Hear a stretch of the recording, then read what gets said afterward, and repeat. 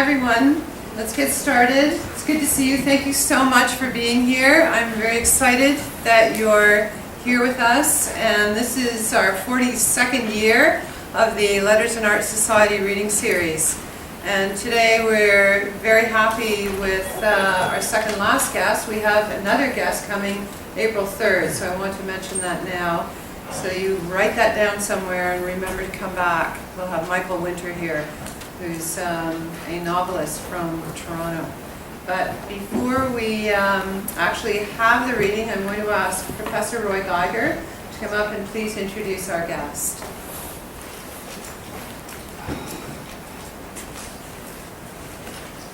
Thanks, Ingrid. And I have to say too, it's great to see so many people here today. And I'm really hopeful that you will find what Ian has to say interesting and perhaps provocative. Ian teaches at Sheridan. He's been nominated for quite important poetry awards, including the Griffin Prize, his collection of short fiction. He's a poet and fiction writer. This first collection of short fiction won the Danuta Lead Award for best first collection of short fiction. You know, I was excited to see that Ian was coming here. A friend of mine just last fall told me that she'd come across Ian's work in a magazine, a small magazine, and this friend of mine is very reserved. I mean, like, as reserved as you can imagine. And she said as soon as she read it, she thought she immediately had to tell the first person she saw just how exciting it was. And I thought, wow, I was surprised to even hear her use that word exciting. And I took that as a strong recommendation. So when I looked at Ian's work, my first impression was just how fresh it seemed to me to be. And you can pun on that word fresh as much as you wish. Ian strikes me as a writer who can use our language, in say the broadest Canadian sense, to describe in a fresh and contemporary way the sort of conundrums that we deal with in our relationships with other people and with ourselves. So Ian, we're looking forward to what you have to say.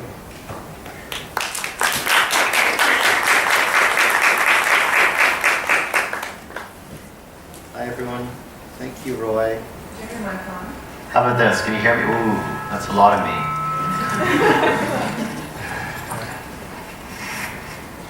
How's this?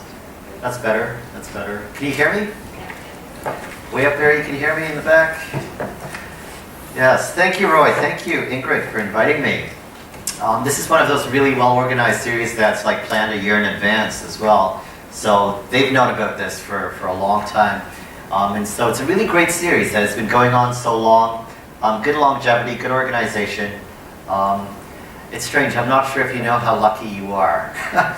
Not because of me, but because something like this exists in your college experience. So today, I like to be open to things, right? So I've got a set planned, and I think that's going to be disrupted by the kind of energy you guys give me. All right, so we're going to be kind of free about this, and let's just see what happens. So I'll read some, and we can talk, and you can interrupt me, and we'll do it like that. So I won't read like a whole chunk, and then you talk for a whole chunk. But let's go back and forth, sort of like a conversation. Thank you. There we go. I got some nods in there, thanks. So originally I planned to read just from this book called Personals. But I think I might read more broadly than that. Personals is a collection of love poems, or almost love poems. They don't quite make it to love. Lots of different speakers are just kind of trying to connect with people in a way that I think our generation understands very well. And they try their best to connect, and they fail at those connections. And there's this sense that we've got all these mechanisms and all this technology and all of this history that teaches us how to sort of talk to each other and connect to each other. Yet we feel like we just haven't mastered this skill yet. So the book deals with that kind of anxiety and that frustration with just kind of getting to be intimate with someone. So there are many different speakers. So over the course of the next few minutes, you'll hear me speaking as a woman sometimes. Don't get freaked out. You'll hear me speaking from many different voices and ages and places. And the hope is that I sort of disappear at some point, and these guys take over, these characters take over. So the first poem that I'd like to share with you comes off of Craigslist. And you guys are familiar with it. What's Craigslist? Help people over 40 or 50 here. What's Craigslist? Is it a sales? Is it a sales thing? Yeah. It's a website for what? Dating site? Well, not just dating site. You don't. What else can you get on Craigslist? Anything. Anything. You can get rabbits. You can get anything you want, right? On Craigslist. It's like the classified ads. But my most sort of when I worked in the States and I would have lunch, I would sort of sit on Craigslist for a little bit and browse through their personal section. And it's really quite amusing. Have you guys done this? No. You need to do this, right? You haven't lived until you've done this. And so anything, any preference, any flavor that you want, you can go on there and you'll find all sorts of combinations. My favorite section is the misconnection section.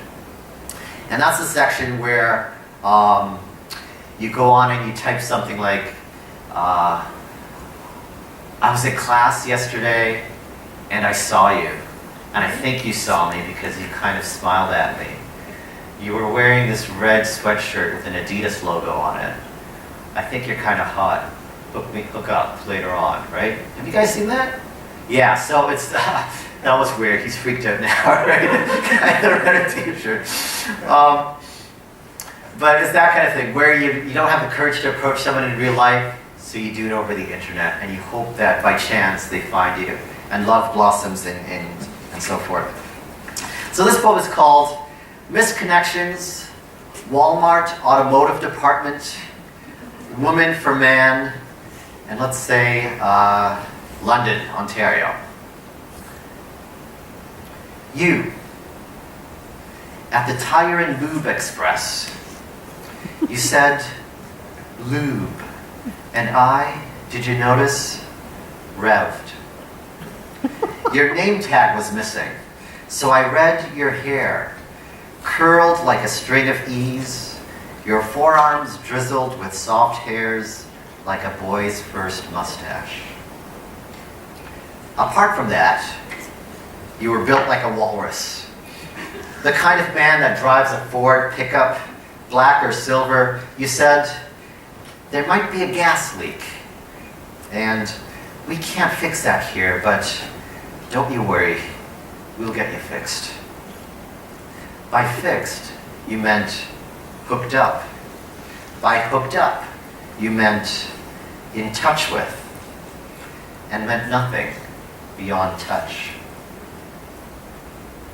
Me, Volvo, smelled like gasoline. I overfilled the tank before the oil change. I took the package that comes with a filter replacement. Have you already forgotten me? I had trouble with the debit machine. Remember? You said, turn your card the other way. Remember? And you took my hand, not the card, took my hand with the card in it and swiped it through. Remember, please, the gasoline, the woman almost on fire. Of course, nowadays you've got that tap thing where they don't touch your hand anymore. So, all those romances doomed now, right, by that chip.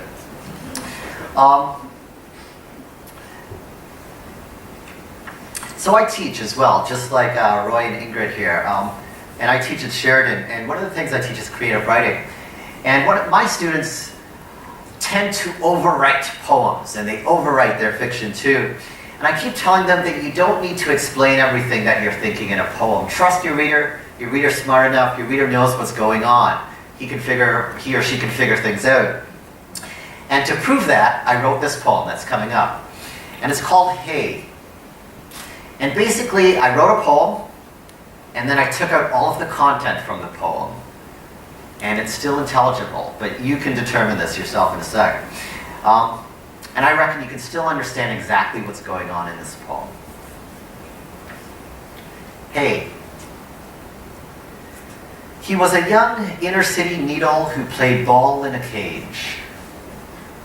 What the needle were we thinking? I would needle my hands in the chain-link needle and needle him. He played with his needle, and his abs were needled like a half-eaten Hershey needle. I had a needle when I was 17. I told my needle I was needled, and he paid. We had needled each other. Of course it's needleable whether our needle was really a needle when we decided to needle it. If it was a needle, I would name it Needle. We weren't allowed to needle after the needle, so we never talked about the needle. My needle dropped out of needle and needled a 6-week certification needle. I needle saw him much. Needle once or twice he came back and brought me needles for lunch. And we needled our needles in the calf in silence with our chopsticks. I needle you, he said. I needle you too. Am I right? You don't need to say everything you're thinking, right?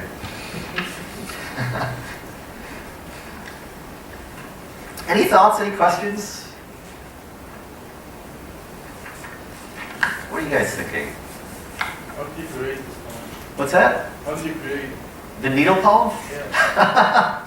It's exactly as I said. It was a challenge to myself. And I think there are a lot of things that you can't say anyway, but you would like to say. And so I'm sure you guys did this like early on in your relationship. You send your partner these messages without quite saying it. And so it's like, you know, I kind of sort of like you, but, you know, right? And that, you know, says everything, right? So we're really ineloquent in a really kind of lovely way. And sometimes you can just sort of exploit that for the purposes of a poem. But you need a trick, right? You need something interesting in there.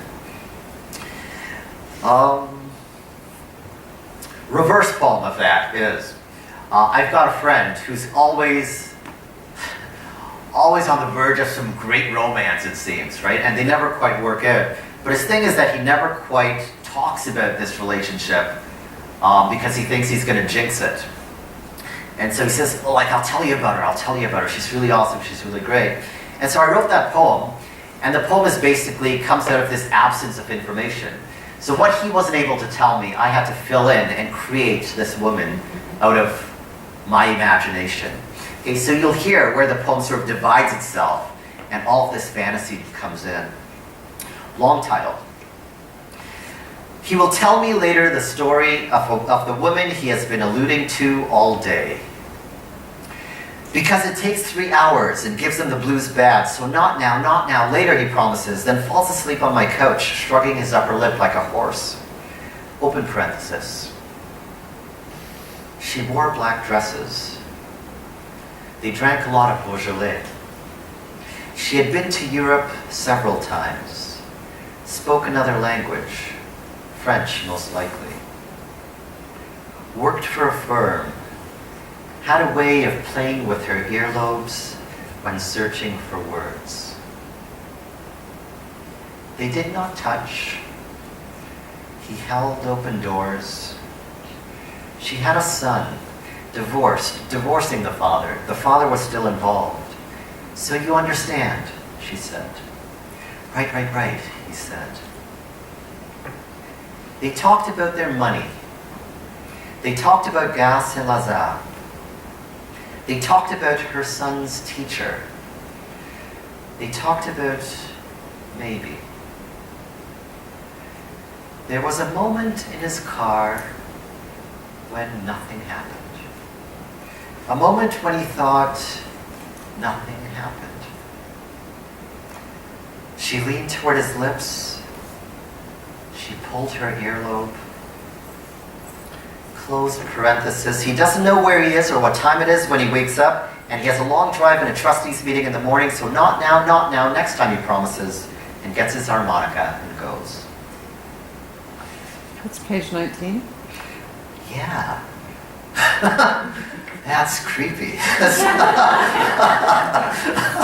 That's page 19. Pick a page between 20 and 70. I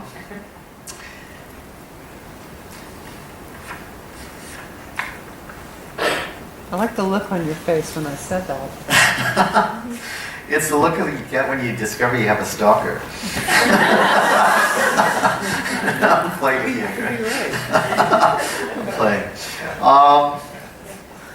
So let's see. I like to write in fixed forms as well. So you guys probably know about sonnets and villanelles and forms that follow set rules that have been passed on for hundreds of years. But I like to worry those forms a little bit. And one of those forms is called a ghazal. And the thing is with the ghazal, there are couplets, right? So 2 lines per stanza. And the rule is that the last word of every stanza has to be identical, right? Not just rhyme. You have to use the same word in each position in each stanza. So this poem is called 16. And it's all about being a 16-year-old girl, right? Because we all know what that's like to be. So remember when you were 16, for some of you guys it wasn't long ago, but there's this kind of wonderful, innocent desperation and optimism at being 16, right? That, I don't know, there's this kind of nervous joy about being 16 and desire. So put yourself back in that zone of being 16, and this poem will make sense. And also listen for the repeated words there. It's called 16. Email is fine, and a text here and there. Your body passing through light rain and light hits, but I want you to call me. I float through a bowl of cereal during commercials late at night. Now might be a good time to call me. Call me on the line. Call me anytime. From the 16th century, cup your hand around your mouth and call me from neath the balcony. In the morning, I find my phone unlit, but it might be dead. You might have called me. It. Someday, says the romantic, you'll spot me in Union Station through a crowd of petals on a wet black bough and call me Ishmael. Just call out my name. I love it when you call me Big Papa. Cradle your damn pinky and thumb to your face and call me.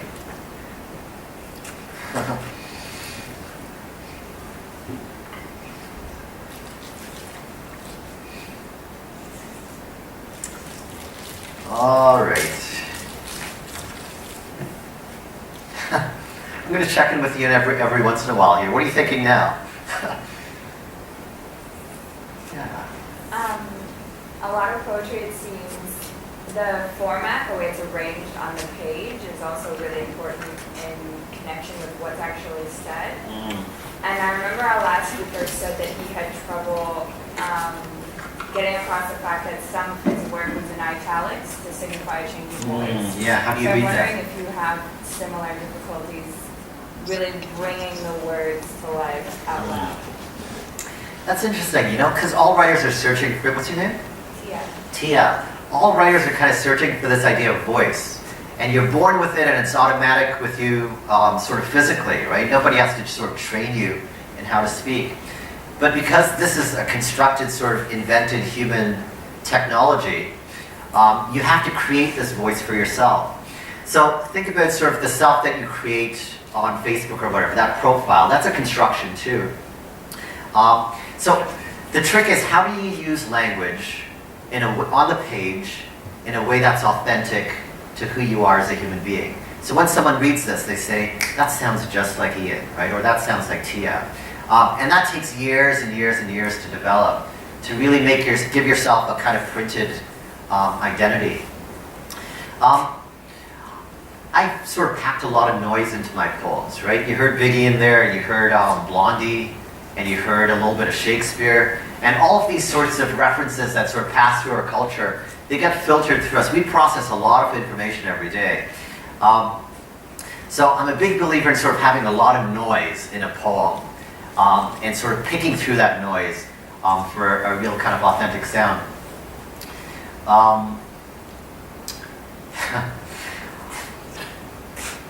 Yeah, do you guys know, what's the kind of music that like Skrillex makes? What's that called? Dubstep.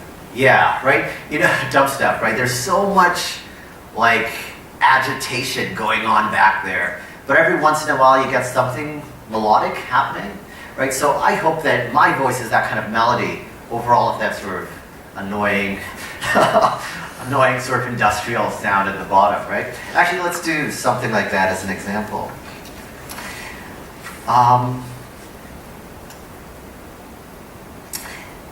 How about we do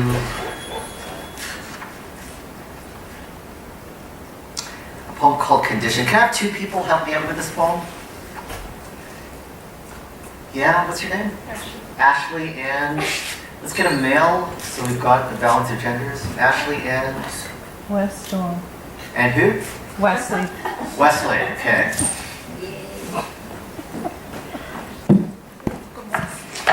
Okay, let's see if we can do this. So Ashley, when I tap you, you're gonna say, no, how about Wesley? Can you switch spots?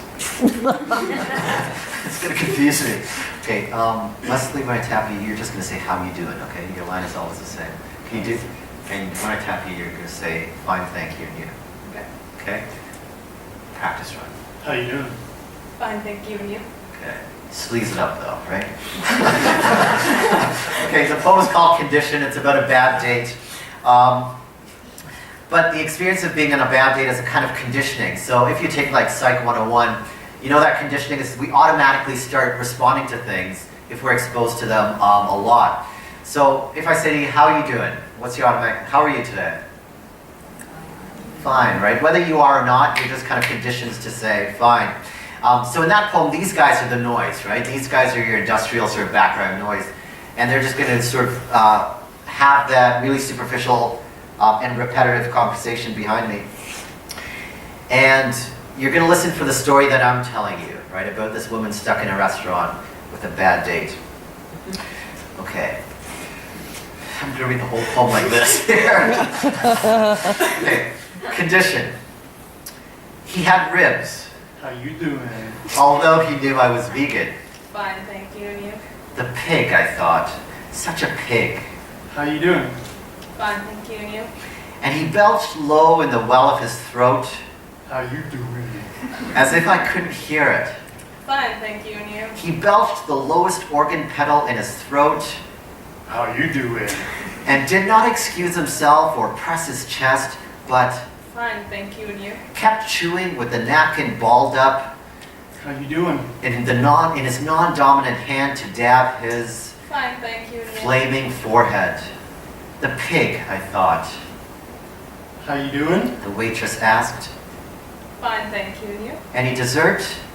And he made a show of calculating the tip, selecting a credit card, placing it in the bill folder, How are you doing? so I'd remember as he held open my front door with his Fine, thank you, and you? elbow, letting out the heat, the cost of my hunger, the cost of his. How you doing? When he dipped his rib mouth low to mine, Fine, thank you, and you? my belly was already descending like an old pregnant dog. How you doing? He said, are you going to invite me in? Thank you guys.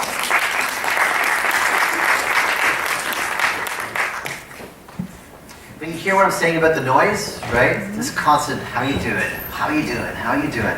All the time, right? And you're trying to have an experience, but there's so much sort of verbal and visual noise in our lives.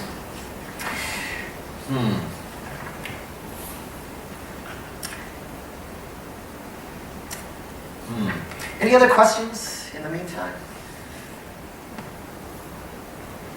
Not even questions, just what are you thinking? Yeah. When you're composing, do you talk out loud a lot? Do I sort of chatter to myself? At a later stage, right? Maybe not initially, but when the poem is starting to crystallize and you're trying to say, how's this working? Then at that point you're starting, and it's more than talking out loud, you're doing all sorts of things with your body, right? You're tapping your finger and you're sort of nodding your head and you're doing all of these kind of physical checks to make sure that it's landing right. So yeah, and it matters that it sounds right? And I think a lot of poets these days are actually writing for the page, and this is why that's why a lot of people aren't reading poetry, because you can't connect to it anymore. It's this kind of academic exercise. But I think there's just still so much pleasure and play in poetry still. And it's our job to kind of unpack that.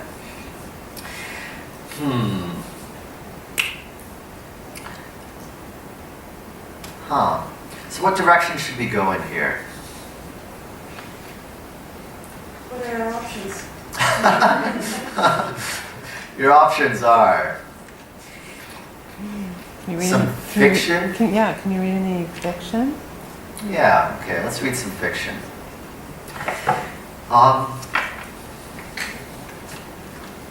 So I play a lot in fiction too. There are poems with music scores built into them. Stories with scores built in. There's stories that occur like this, I'm not sure if you can see it. These are flashcards with someone learning another language. And the story turns into this game of strip flashcards.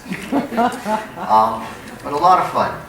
And stories with basements there. So a guy broke into a house, the owners come home and he's trapped in there. And then his story kind of continues at the bottom. But I'm probably going to read something that I can read, right? A lot of these stories, so to the opposite point, can't be read by one person. So I'm going to read a story called Criminal Activity. And it's not the one that Ingrid was suggesting actually over lunch, but it's the first one in that series. So these stories are very loose interpretations of what it means to sort of behave criminally. Because we think that those things are like pushing drugs or killing someone, that's criminal behavior. But there's this whole undiscovered or unpunished realm of shady behavior that I think is just sort of criminal. So lying to someone you love, right? That's a kind of crime that I think is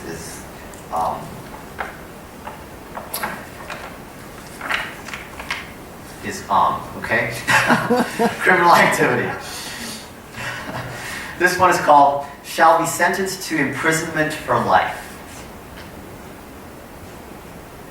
There's a bomb under his shirt, strapped across his chest. There are two bombs, actually. One under his shirt, Miriam hears that one ticking, and another around his waist. Once he snuck up behind her as she was running to the bus stop, and mid-stride her hand swung back too far and knocked something hard. My belt, Heath said, and held up his hands as if to the police. It's not what you're thinking. She eyed him. What was he doing following so closely? Or my phone, he said, then groped himself until he discovered it wasn't on him. No, it was my buckle. Really, look. When he lifted his shirt, she raised her elbow to cover her eyes, ready for the explosion. In the milliseconds before darkness, she glimpsed the bomb, its sticks of red dynamite tied together, its long wick dangling. When she lowered her arm again, Heath's shirt was down and the bus had arrived. Now thrown against him in a taxi whipping around a corner, Miriam's ear falls against his chest. She hears the bomb ticking. She has to push against two flattish square boxes on his chest to right herself. 100% Canadian muscle right there, he says. He spreads his arms gallantly across the back seat and points down with his nose. His legs are open. The bomb palpitates through his thin shirt. You know what? Miriam says quickly. I think I left something behind. What? My, what's it called? She rifles through her purse. We can turn back if you like. No, it's fine, you go ahead, Miriam says. Then leans forward to the driver. Would you let me out here? How much do I owe? Don't worry about it, Heath says. Miriam opens the door before the taxi is stopped completely. Sorry about this, Heath, she says. I just really need to get my, you know how it is. When Heath slides to that side of the cab, she thrusts the door at him like a shield and scurries away in her heels, purse swinging. A pair of tooties with their large nipples of the queen wink at him from the front seat. The detonation button is on his left side and shaped like a nipple. The next day, he puts his elbow on top of her cubicle wall. She sees a cord, a bluish one, running up his arm, so faint it seems to be under his skin. Did you find whatever it was you were looking for last night? Yes, Miriam's eyebrows form a sine wave. Yes, thanks, I did. Because I thought maybe I did something that made you uncomfortable. Heath comes into her space and sits down. The front of his khakis bulge. No. You thought I was referring to my... No, why would I think something like that? I've only started working out, he says. It was just a little joke. You know that, right? He bends his head to catch her eye, but her gaze is fixed elsewhere. Don't be... Her eyebrows curl again. You thought you didn't offend me. He follows her eyes to his pants. They're supposed to be wrinkle resistant, but I should have ironed them. Heath is about to smooth his pants when fast-thinking Miriam throws him a pad of Post-its. Catch. And he just sat there, Miriam later explains. I couldn't leave because it was my office. Cubicle, her mother corrects. Heath fans through the Post-its. I've been keeping something from you. She doesn't answer. The bulge. He slides closer and takes a deep breath. We work together, Miriam, by which I mean we spend a lot of time together, at least in this environment. This environment being our respective cubicles. Yours here, and mine over there. Heath speaks as if he's approaching a runway. What I'm getting at is that this environment is only one kind of environment where two people, Heath. Hang on, I'm going somewhere with this. I know where you're going, and we shouldn't. Miriam is unusually calm, like a hostage negotiating for her life. Heath, it's best, you know it's best, for us to keep some distance between us. Professional space. We shouldn't get too close. He misunderstands, just hangs his head without moving away. Heath got shut down, his gym buddy announces in the weight room. Shut up. Heath stays away for a time. Miriam should be relieved, but only finds herself wondering if he's still wearing the bombs. She thinks her initial suspicion about dynamite was wrong. She got the century wrong. He has a biochemical weapon, a tube with a virus he bought in Amsterdam or Thailand. She tries to time her departure so they don't meet at the bus stop anymore. But one evening, it seems like he's hovering, and she has to watch carefully before she can make a break for the elevator. She gets there, but the elevator takes a while to arrive, and by the time she gets inside, Heath is running toward her. She presses closed frantically, but he manages to slide his upper body and silver briefcase between the closing doors. Don't worry, I'm okay, he says, rotating his shoulder. The briefcase lies collapsed on his shoes. It seems bulletproof. You like it? Heath asks, looking down at his briefcase. It's better than what you had before, she says. He speaks to her with mock confidentiality, shooting his eyes around the elevator. It's where I keep my top secret classified information, he raps against the case. When they reach the lobby, he lets her exit first. She's careful not to swing her arms too much. You move or something? Heath says. You're never on our bus anymore.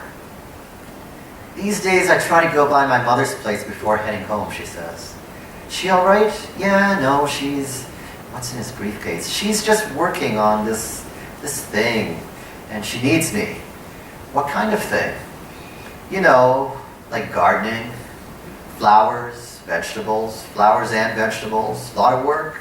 But you know me, clumsy, like that day when my hand hit it was my belt, he says, parting his jacket. Look, your bus is coming. Why can't you look? He slides the belt from his waist with a flourish.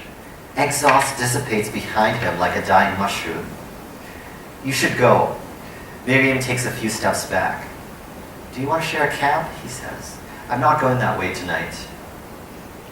And because no one bothers to check, no one even suspects, Heath gets on the bus and goes off. It's an odd little story, right?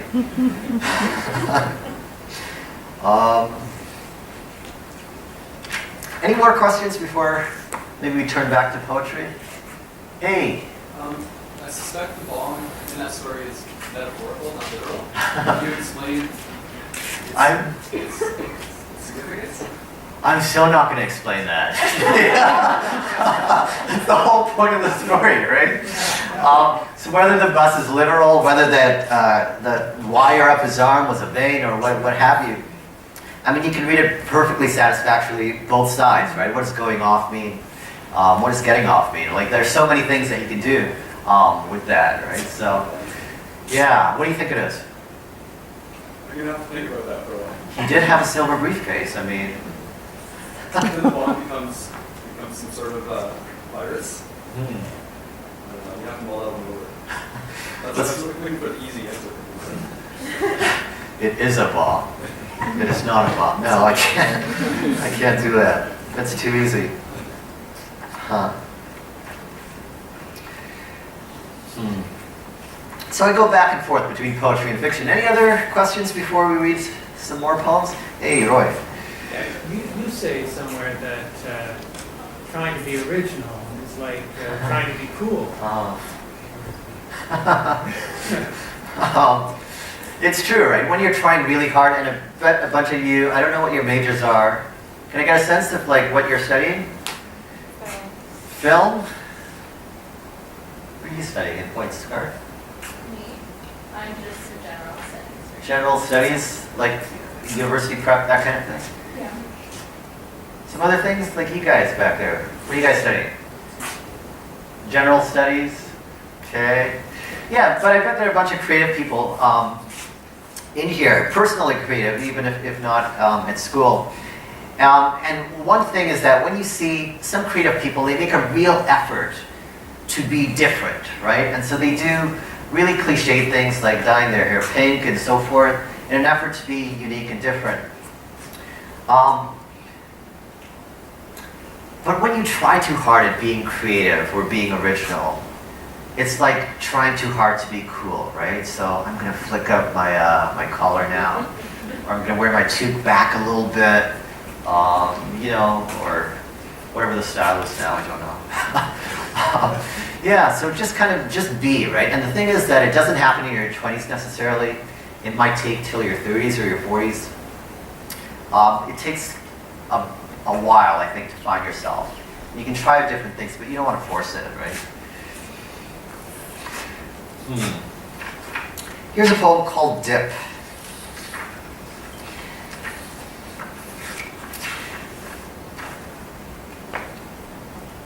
I think one of the saddest moments that you actually have is after a party that you've over-prepped for, and not a lot of people showed up, and you've got all of this food left over afterwards when the last guest leaves. You know, that's like, I guess, boxes of pizza that you'll be eating for the next week. So the sad thing is like the dip. When you're confronted with that guacamole dip afterwards, and the little sort of dribblings around the bowl, it's a reality check. This poem is a pantoum as well, which means that you'll hear certain lines being repeated. 2 lines from each stanza is borrowed from the previous stanza. Dip. The friends I friended do not show. One by one, yellow leaves they text. The snow, the snow, the snow, the snow. Sad emoticons of their faces. One by one, down an arpeggio, they text, see you Monday. I will face them and, as always, and my face. I'll say, forget about it. I understand. On Monday, I will have to face them. And the snow, the snow, the snow, the snow. I'll say, forget it, really. I understand. The friends I friended did not show.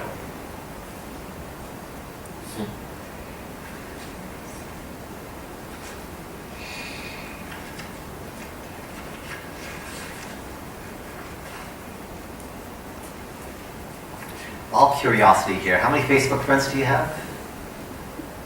Just my perverse curiosity. This has nothing to do with anything. None. Huh? Too many. Too many? Give me a number. About 300? 60? Wow, that's... Anybody over 500? Does Facebook stop you at a number? Oh, there are some here. Is it possible to have over 1,000? Wow. Yeah. There was a petition that went out actually, because it did stop at 1,000. Right, and then people wanted more? Because then you had to create a like page so that people could like you. You Uh-huh. couldn't have friends in there. Yeah, there's something, I don't know. One year my resolution was to leave Facebook, and I did that successfully that year. And it really was the most liberating thing I did that year, so. But it's not for everybody, right? Do what suits you. This poem is called Hero. Hero. The hero wins because that's what heroes do. When you spend the money to buy the DVD of a movie you already know the ending to. Not because you've seen it before, but because you heard from a colleague in HR that it would make you feel real good after. It was the best thing she's seen lately. And that's with her being married and every morning pushing spoons into the faces of her 2 children. So you watch it, knowing that the only thing that will make you feel good this evening is seeing a bare-chested man wail on another in a ring and another in a street and another in a ring in slow-mo, and the doof-doof sounds of the gloves striking bodies in movies, which don't sound like bodies for real. And the hero doesn't even look like heroes in the real world, which are not the heroes in grade 4 essays either. But like, stay with me. This one time, you dropped by a woman's place, and you were sitting at her kitchen table, and she asked you if you wanted anything to drink. And she opened the fridge, and you saw through the crack between her body and the door only a pitcher of water on the wire shelf in the yellow light. You want to call her a hero because she's surviving with her mouth shut. Or yourself because you're so affected must mean you're noble. Go ahead, but there are other words for you too.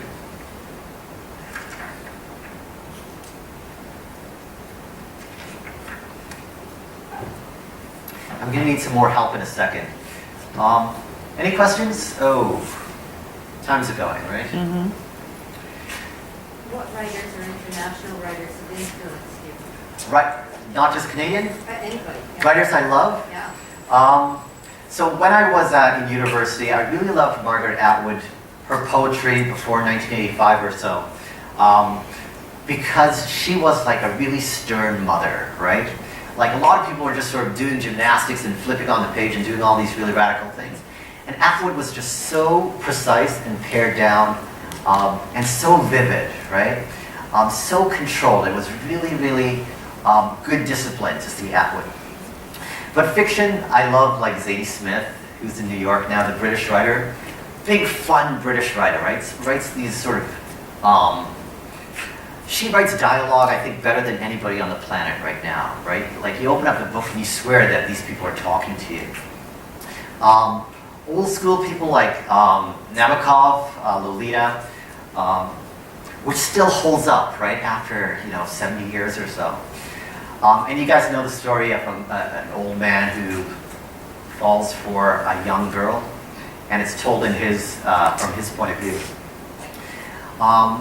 The modernist poets, so Eliot, I actually like sort of mid-century poets as well, so I had this confessional moment.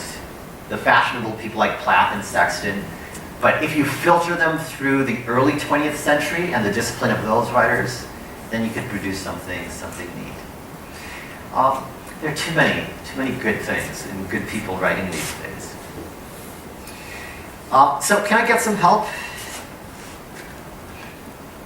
What do you need? A lot, actually. I need someone to help me read this poem coming up.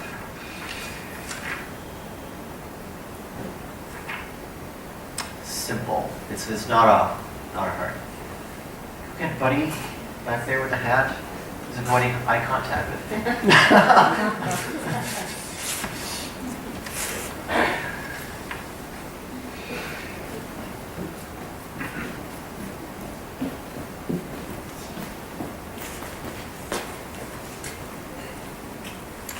What's your name? Ugona.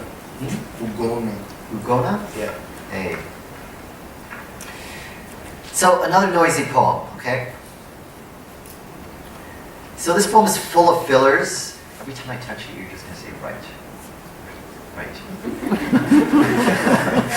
You're confirming that or you're practicing? A lot of noise in this poem. So this poem tries to sort of cast American history, all of American history, through evolutionary history, okay? So let it wash over you. American History 1. Right. The fish. Right. The fish shakes its sequence like an angry neck. Right. Small pond backwater fish, Right. backward unicellular parents Right. who died violently. Right. Aneurysms. Right. The fish grew legs and walked right on shore. Right. It died the first few times. Right. Natural causes. Right. The time it didn't die, it looked like a woman climbing stairs to take teaspoons of cough syrup to her child. Right. All the other times, it looked like a man. Right. Right. Right. Right. Its gills grew into thalidomide arms. Right. It rolled around like it was breading itself Right. and said, "Ma," thinly, "Ma, Right. don't feel sorry for it. Right. If a tree falls." Right. None of this happened overnight, you understand. Right. It took millions of years to grow a nose. Right. Then the rest of the ocean emerged on ships, Right. wearing hats. Right. Hats. Right. Thank you.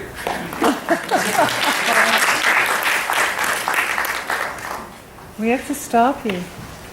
Okay. Oh, Can I read you one more? yeah. One more tiny poem. This is the encore. Okay, because I never like to leave sort of on a bad note. So here's the sweetest poem in Personals. It's called Nutrition Fact. And the poem is all about sort of what I think true and perfect love is. And it's not sort of the love that we had at 16 like we saw previously. It's not that bright sort of Romeo and Juliet kind of love. His name isn't Romeo, but in my head it is. It's the kind of love of sort of being married for 30 years and you've used up your language on each other. It's a love of our grandparents, right? Our parents screwed up a lot, but our grandparents had a pretty good generation of love. This is how simple it is. It's called Nutrition Facts. One of us cuts a banana into cereal with the edge of a spoon, and the other reads the side of the Bran Flakes box. Might not look like love. Might not love look like this? No boy plunging headlong from the sky, no star-shaped marshmallow, but a kiss on the forehead, the string of a banana still on the lip. Goodbye. Thank you, guys.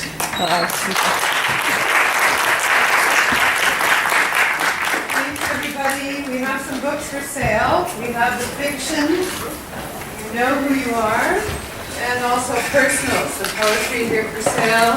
It's cash only or use a debit at the store. Thanks, Ian. You're welcome. A pleasure. Thanks for coming. Pleasure.